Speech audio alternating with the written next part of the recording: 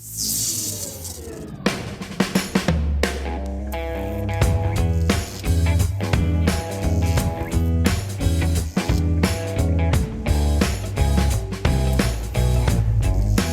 tal? ¿Cómo están? Bienvenidos a una nueva edición de Taller en Vivo, guitarras al detalle al mismo tiempo. Esta vez porque vamos a reseñar una Fender México Deluxe, ¿sí? Una Fender MIM Deluxe.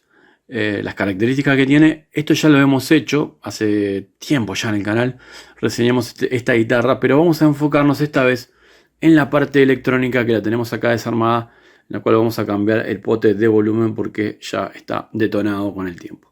Así que vamos a hablar un poquito sobre la guitarra y la combinación con estos pickups en particular, que son los Fender Noiseless, y por qué funcionan muy bien en este caso, en esta guitarra en particular.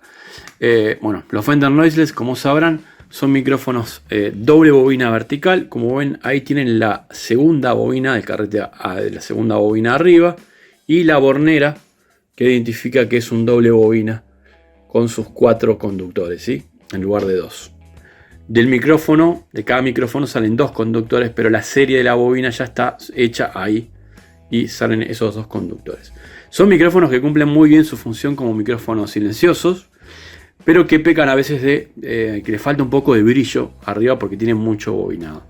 Pero la ventaja justamente sobre esta guitarra en particular y esos micrófonos, que no pasa con otras, es que el cuerpo de la guitarra es de madera de fresno y el brazo, en este caso que lo estuvimos limpiando porque estaba muy mal, es de maple o arce. Entonces esta combinación de por sí en la guitarra la hace bastante brillante, por lo cual este tipo de micrófonos suele funcionar muy bien en este tipo de guitarras. Recuerdo, esto me lleva a una anécdota muy interesante, es la anécdota sobre mi Fender Plus 87 y mi Telecaster Japón de esa época que me compré a principios del 2000, y como en la Plus 87 con diapasón de Rosewood no funcionaban del todo bien los Lay Sensor, los Gold Lay Sensor, que no son lo mismo que esto, pero que son doble bobina lateral, no vertical. Puedo poner una imagen sobre eso. El funcionamiento, digamos, el audio tiene mucho que ver con este tipo de pickups. Como yo trasladé esos micrófonos, esos pickups, a una Fender Japón Telecaster con brazo de maple, muy brillante esa guitarra, y cómo funcionaron muchísimo mejor esos micrófonos para mi audio personal en esa guitarra, y cómo funcionaron muchísimo mejor unos Fender Custom Shop 69 en esa guitarra particularmente, en lugar de los Lay Sensor, ¿sí? Todos me hablan de Clapton, a veces me hablan de Beck, pero por ejemplo Clapton, siempre que usó los Lay Sensor en su momento y después los Fender Noiseless, los usó sobre una guitarra con diapasón de maple. Si se fijan, ese detalle es un detalle que no es menor, ¿sí? Así que es importante redondear un audio que vaya para un sitio, ¿sí? Que sea agradable a los oídos. Si yo abuso de los agudos o abuso de los graves, nada, me puedo ir para las puntas. A veces puede ser realmente buscado y está bien, pero a veces la gente lo hace sin saber mucho. Por ejemplo, sobre esta guitarra, poner micrófonos de Alnico 5 de baja ganancia funciona bárbaro, pero sepan que van a tener un brillo tremendo.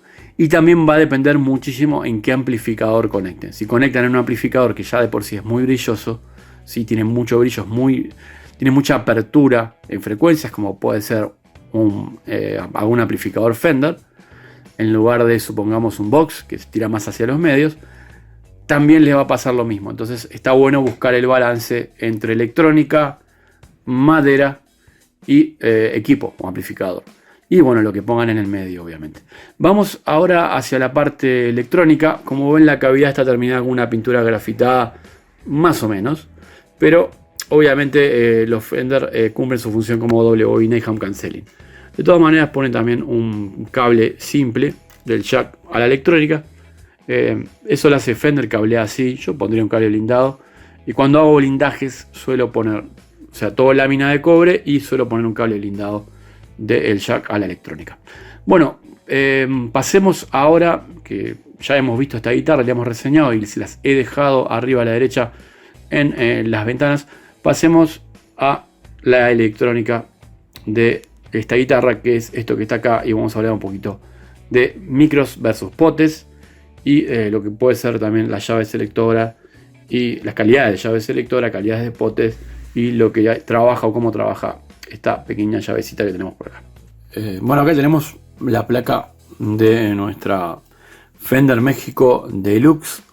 Esta Fender México con las características de las maderas que les conté.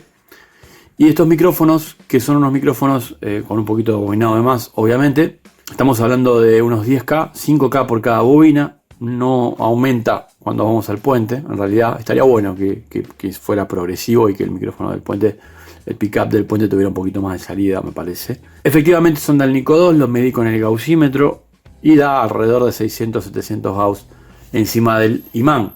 Si fuera al Nico 5, encima del imán nos estaría dando entre 900, 1000, 1200 gauss. Sí, bueno, eso por un lado. El cableado es el de fábrica, que es medio telaraña, pero está bien, es el de fábrica.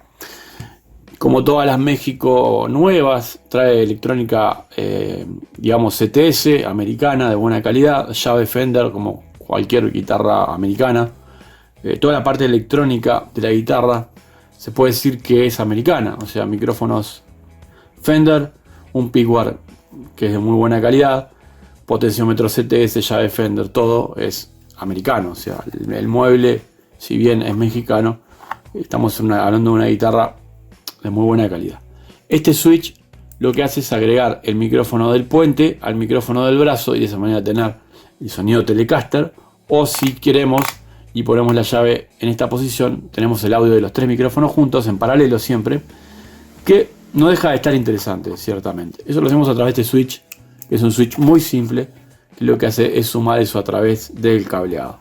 Un capacitor común, ¿sí? Que la verdad es que acá no necesitamos poner ningún capacitor de alguna cosa mística, de aceite, de ballena o alguna cosa de ese estilo. La verdad es que no hay cambio de tono con eso. El capacitor lo único que hace es hacernos un filtro paso alto a medida que nosotros vamos cambiando el potenciómetro del lugar. Simplemente ese capacitor se va poniendo a tierra y nos va restando señal en frecuencias agudas, frecuencias altas. A medida que nosotros cambiamos el valor del capacitor, sí hay un cambio en lo que pasa con respecto a eso.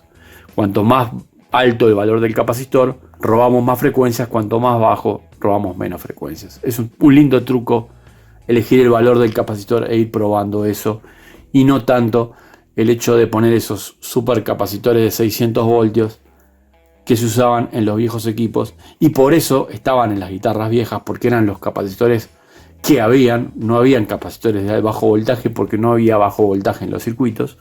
Entonces es ridículo poner un capacitor de 600 volts en una guitarra cuando la señal que tenemos acá es de apenas unos 200 milivoltios, o sea, es decir, 0.2 volt, ¿sí?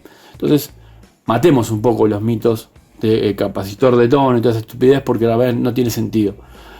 Es distinto la calidad de un capacitor de audio en un equipo valvular de alto voltaje y la diferencia entre un capacitor genérico chino y un buen capacitor de marca. Por eso los equipos viejos suenan como suenan, y además de otras cosas como la forma de bobinado y la calidad de los transformadores y un montón de otras cosas que ahora no vienen al caso, ¿sí? Pero en una guitarra no tiene sentido, digamos, la calidad o la procedencia del cap de tono, sí el valor, y ahí puede estar un poquito el truco del asunto. Entonces toda la electrónica es Estados Unidos, es americana, muy buena calidad.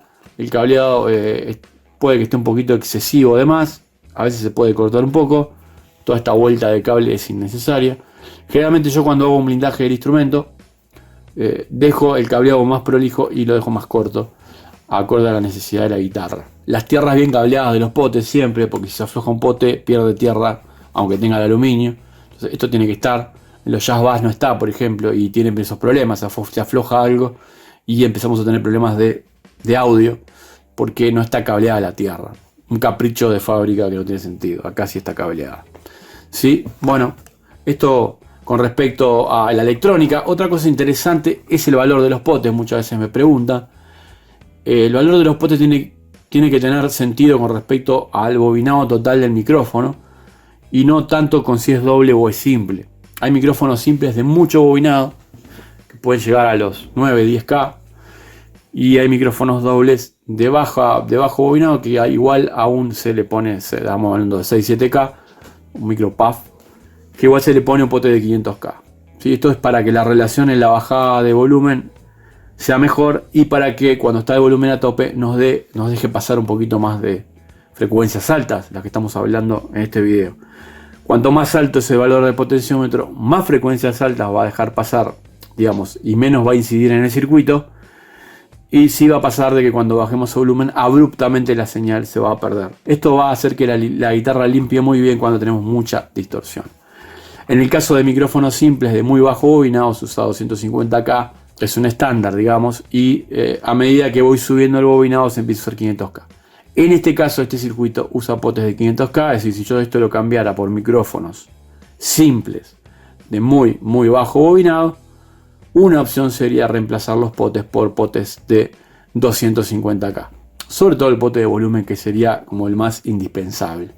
Y esto va a quitar siempre un poquito más de frecuencias agudas, pero en el recorrido nos va a dejar un poco más lugar a las sutilezas. Y no va a ser más abrupta la caída. Así cuando yo bajo el volumen en un pote de 500K, la caída es más abrupta que en uno de 250.